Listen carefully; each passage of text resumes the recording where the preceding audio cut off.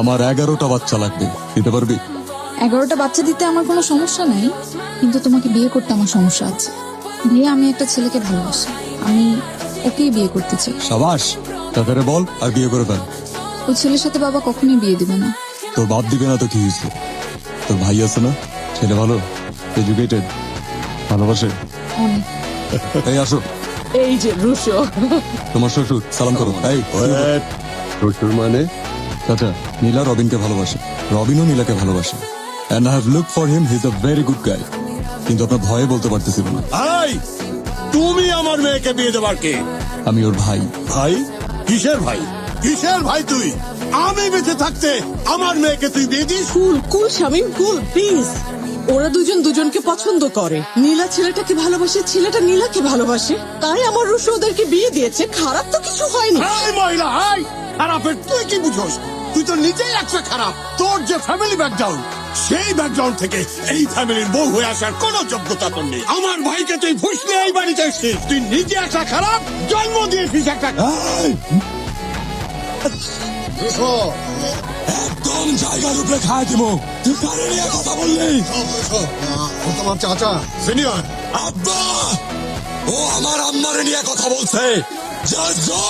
তোমাকে আর মানুষ বানাতে পারলাম না।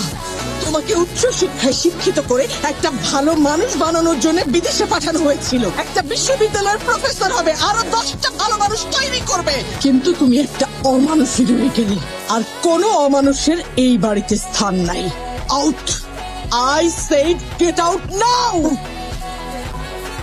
তুমি যাও তো। ডান। বিশ্ববিদ্যালয়ের লেকচারার হবি, মানুষের মতো মানুষ হবি। বাবা হিসেবে তোমার জীবন সুন্দর করে সাজানোর জন্য আমি তোমাকে ঢাকা পাঠিয়েছিলাম। আজ বাবা হিসেবে এসেছি তোমার জীবন রক্ষা করার জন্য। তুমি যাদের সাথে যুদ্ধে নেমেছো তারা কোনো সুস্থ মস্তিষ্কের মানুষ নয়। ওরা 3টি ভাই। জায়ান বড় ভাই, ওর একটা পার্সোনাল বাঘ আছে। মানুষ মেরে বাঘকে খাওয়ানো ওর একটা নেশা। আয়ান মেজ ভাই, নারীর নেশা। নারীর জন্য পৃথিবীতে সবকিছু করতে পারতো। Ayaan drug addicted. ড্রাগস যেমন ওর নেশা, মানুষ মারাও ওর আরেক রকম নেশা। আমি সব জানি। জিল্লুকে রাখা হয়েছে তোমাকে টেক কেয়ার করার জন্য। সবসময় জিল্লু তোমার আশেপাশে থাকবে।